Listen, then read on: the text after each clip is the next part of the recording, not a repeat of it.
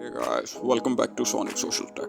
Today in this tutorial, I'll show you how to copy Discord link on your mobile device. Just follow these simple steps and make sure to watch the video through to the end.